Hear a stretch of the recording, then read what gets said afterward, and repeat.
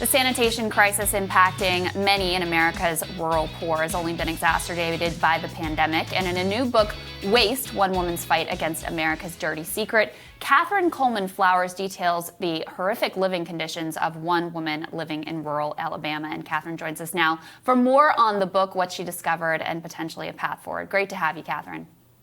Thank you very much.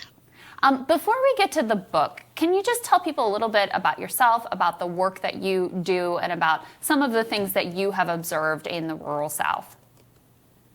Well, first of all, I'm a native of the rural South. I'm from Lowndes County, Alabama.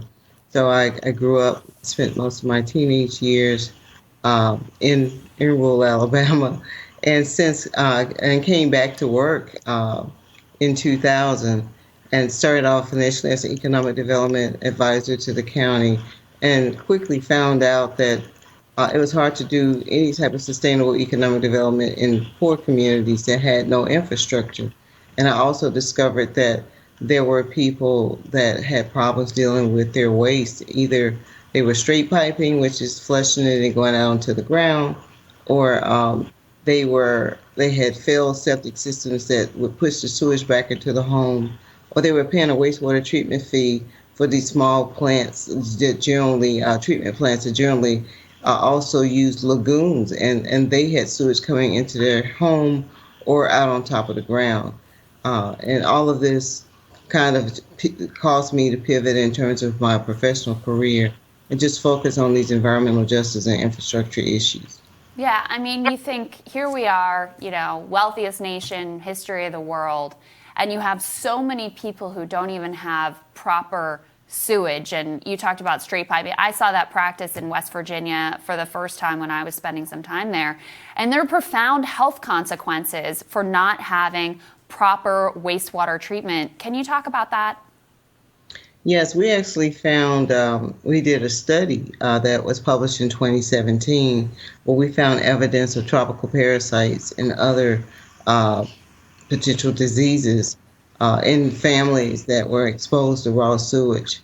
So, there are lots of health consequences. I think that we have not really done the type of research to find out the extent of it yet, only because this is something that we have just got to the point where we've acknowledged as a problem here in the U.S. This is generally characterized as a third world problem, but it's definitely a problem of rural America as well. Yeah, I mean, hookworm, this is something that we thought was eradicated 50, 60 years ago.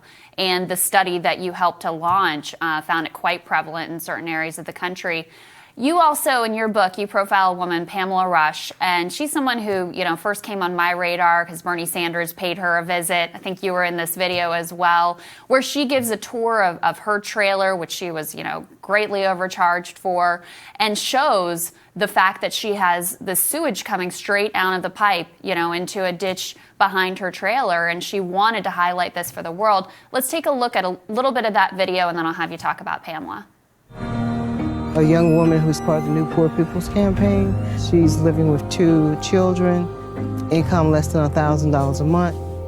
I've been living in Alabama all my life, Lowndes County, Alabama, and where I remain living. My mama also live in the mobile home too. In the wintertime, it gets so cold, and my mama caught pneumonia in this trailer, and she died from it. I know I need me somewhere else to stay. These people did us wrong about charging us all the money for the mobile home. $114,000. And I just still owe $15,000. It ain't worth it. It ain't worth it. When we use the expression that it is very expensive to be poor, this is what we're talking about. The word poverty is something that is not talked about very often in the United States. Today we're in Lowndes County, an African-American community. Tomorrow we could be in California in a Latino community. And the next day we can be in West Virginia in a white community. And the story is the same. We have tens of millions of people in the richest country in the history of the world who are struggling every single day to take care of their families in the most basic way. Catherine, tell me about Ms. Rush. Wow. She was a phenomenal woman. When I met her a few years ago, her sister had reached out to me because of the conditions that Pamela was living in.